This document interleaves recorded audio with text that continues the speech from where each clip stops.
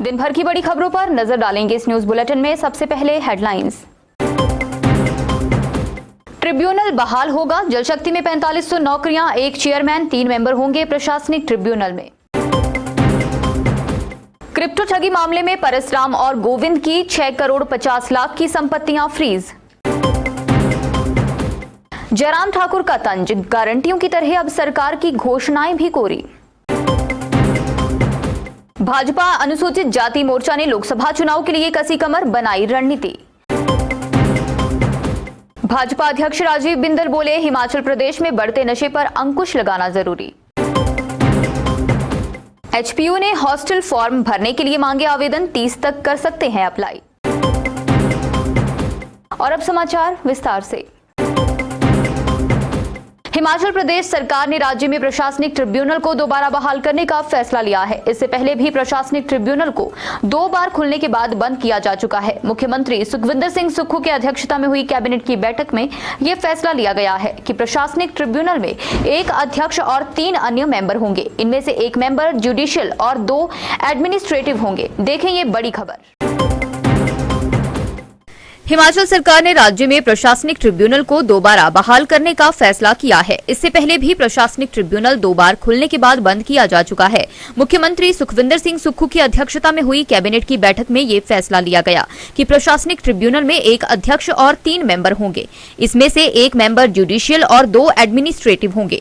1 registrar का पद भी क्रिएट किया जाएगा। कैबिनेट के बाद मीडिया ब्रीफिंग में उद्योग मंत्री हर्षवर्धन सिंह चौहान ने बताया कि कर्मचारियों के साथ चुनाव में किए गए वादे के अनुसार ट्रिब्यूनल को बहाल किया जा रहा है। बैठक में जल शक्ति विभाग में 4500 पैरा कर्मचारियों को नियुक्त करने, राज्य आबकारी एवं कराधान विभाग में कर एवं कराधान निरीक्षक के 25 पद और बागवानी विभाग में बागवानी विकास अधिकारी के 10 पद भरने का भी फैसला लिया गया है। मंत्रिमंडल ने SJVNL के पक्ष में लिए गए Jangi Thopan Powari hydro electric power project 780 megawatt के आवंटन को रद्द करने का फैसला भी लिया। हिमाचल में आई प्राकृतिक आपदा के बाद 23 अगस्त 2023 को राज्य सरकार ने ब्यास नदी के बेसिन में सभी स्टोन क्रशर बंद कर दिए थे। इन स्टोन क्रशर की जांच के लिए मल्टी सेक्टरल एक्सपर्ट कमेटी बनाई गई थी, जिसने अपनी रिपोर्ट राज्य सरकार को दे दी है। देखें ये रिपोर्ट। हिमाचल में आई प्राकृतिक आपदा के बाद 23 अगस्त 2023 को राज्य सरकार ने ब्यास नदी के बेसिन में सभी स्टोन क्रशर बंद कर दिए थे। इन स्टोन क्रशर की जांच के लिए मल्टी सेक्टरल एक्सपर्ट कमेटी बनाई गई थी, जिसने अपनी रिपोर्ट राज्य सरकार को दे दी है। हालांकि यह अंतिम रिपोर्ट नहीं है। इस रिपोर्ट के आधार पर मुख्य सचिव और स्टेट डिजास्टर मैनेजमेंट अथॉरिटी के अध्यक्ष प्रबोध सक्सेना ने एक नया ऑर्डर जारी किया है। इस आदेश के तहत अब ब्यास नदी के बेसिन में कुल 131 स्टोन क्रशर्स में से 50 को ऑपरेट करने की अनुमति दे दी है। ये वो स्टोन क्रशर होंगे जिनके पास valid mining plan, environment impact assessment clearance के साथ प्रदूषण नियंत्रण बोर्ड की कंसेंट भी है। यह 50 स्टोन क्रशर भी केवल दिन के समय ही चला करेंगे। इनके लिए सुबह 6 बजे से शाम 6 बजे तक का टाइम टेम्परेरी आधार पर तय किया गया है। इसी आदेश में यह भी कहा गया है कि वर्तमान स्थितियों को देखते हुए हिमाचल में अब नया स्टोन क्रशर लगाने की अनुमति देने पर टेम्परेरी बैन रहेगा। जहां यह अति आवश्यक होगा, वहां मामला सिंगल विंडो मीटिंग में रखा जाएगा। क्रिप्टो करेंसी ठगी मामले में SIT की कार्रवाई लगातार जारी है। SIT ने अब क्रिप्टो करेंसी ठगी मामले में आरोपी परसराम और गोविंद की 6 करोड़ 50 लाख की संपत्तियां फ्रीज की हैं। SIT ने करोड़ों के ठगी मामले में अब तक आरोपियों के 18 करोड़ की संपत्तियों को फ्रीज किया है। क्रिप्टो करेंसी ठगी मामले में SIT की कार्रवाई लगातार जारी है। SIT ने अब क्रिप्टो करेंसी ठगी मामले में आरोपी परसराम और गोविंद की 6.50 करोड़ की संपत्तियां फ्रीज की हैं। SIT ने करोड़ों के ठगी मामले में अब तक आरोपियों की 18 करोड़ की संपत्ति फ्रीज की है। SIT की कार्रवाई से ठगी मामले में शामिल शातिरों में हड़कंप मचा हुआ है। लोगों के करोड़ों रुपए इन्वेस्ट करवाने वाले शातिर बाहर से मामला सेट कराने की कोशिश कर रहे हैं। कई लोगों ने तो लोगों का पैसा लौटाने के लिए जमीनें तक बेच दी हैं। मंडी जिला में भी कई लोगों को पैसे के बदले जमीनें नाम करवाई जा रही हैं। क्रिप्टोकरेंसी ठगी मामले में इंटरनेशनल फंडिंग की जांच के लिए पुलिस विभाग ने केंद्रीय जांच एजेंसियों से भी सहयोग मांगा है। मामले जांच के लिए डीजीपी संजय कुंडू ने गृह मंत्रालय सहित इंटेलिजेंस ब्यूरो, सीबीआई और आयकर विभाग के अधिकारियों को भी पत्र भेजा है। करोड़ों के क्रिप्टोकरेंसी ठगी मामले में एसआईटी ने अब तक 4 पुलिसकर्मियों समेत 19 आरोपी गिरफ्तार किए हैं। नेता प्रतिपक्ष जयराम ठाकुर ने कहा कि कांग्रेस प्रदेश के लोगों से वादे करके वाहवाही लूटती है और बाद में उसे अब पूरा नहीं करती है। यह कांग्रेस की आदत बन चुकी है। देखें और क्या कहा पूर्व सीएम ने। नेता प्रतिपक्ष जयराम ठाकुर ने कहा कि कांग्रेस प्रदेश के लोगों से वादे करके वाहवाही लूटती है और बाद में उसे पूरा नहीं करती है। यह कांग्रेस की आदत बन चुकी है। कांग्रेस ने चुनाव के पहले 10 गारंटियां दी, एक भी पूरी नहीं की। उसी तरह दिवाली में सुख की सरकार ने डिपुओं में प्रति व्यक्ति 100 ग्राम एक्स्ट्रा चीनी देने की घोषणा करके मीडिया में खूब वाहवाही लूटी और दिवाली के बाद 1 हफ्ते बीत जाने के बाद भी लोगों को चीनी नहीं मिल पाई है। इतना ही नहीं, सरकार ने हर महीने नियमित तौर पर डिपुओं में प्रति व्यक्ति दी जाने वाली 500 ग्राम चीनी भी नहीं दी। यह तो हर साल 1 लाख लोगों को 1 लाख रोजगार देने का वादा करके 10,000 लोगों को नौकरी से निकालने वाली बात हो गई। कांग्रेस इसी तरह से जो कहती है उसका उल्टा करती है। नेता प्रतिपक्ष ने कहा कि कांग्रेस विपक्ष में रहते हुए महंगाई के लिए शोर डालती थी और जब सरकार में आई तो हर जगह महंगाई बढ़ा दी।